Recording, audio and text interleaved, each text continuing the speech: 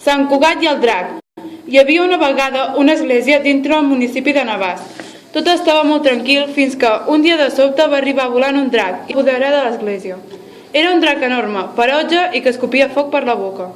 Els habitants de Navàs estaven molt preocupats i van decidir anar a parlar amb l'alcalde per demanar-li ajuda.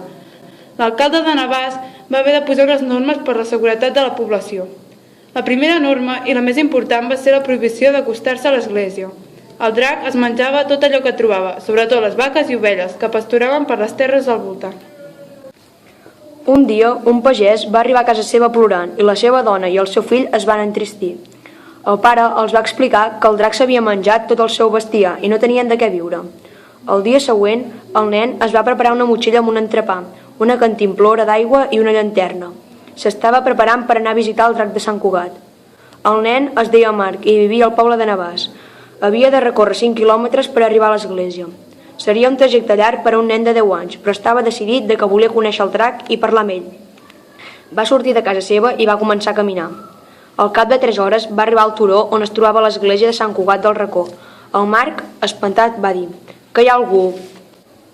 Ningú li va respondre a la pregunta i amb més valentia va tornar a preguntar. Aquest cop, sí, el drac el va contestar.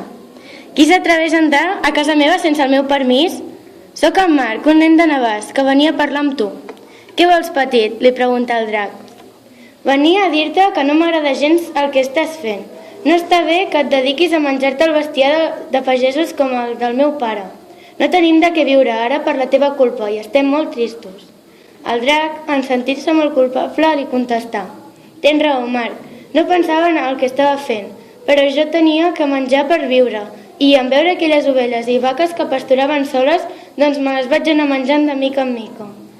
Has d'entendre que això que has fet està malament.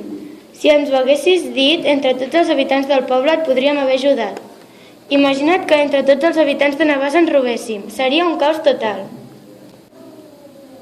Molt bé, Marc, us recompensaré per tots els problemes que us he causat.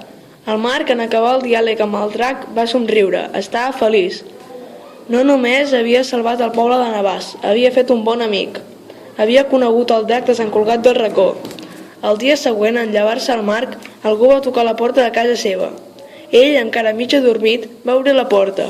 Era el drac i li digué: «Què fas tu aquí? Ja et vaig dir que et recompensaria. Què toca fer avui?», li va dir el drac.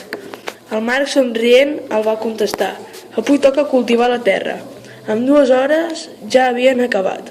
El drac, en adonar-se de que havia creat una nova amistat, li va preguntar si volia pujar sobre d'ell i viatjar per tot el món. El Marc va tardar 10 segons a contestar, però finalment li va respondre amb un sí enorme. El Marc es va acomiadar de la seva família i van començar el viatge, i segur que no volien que acabés mai.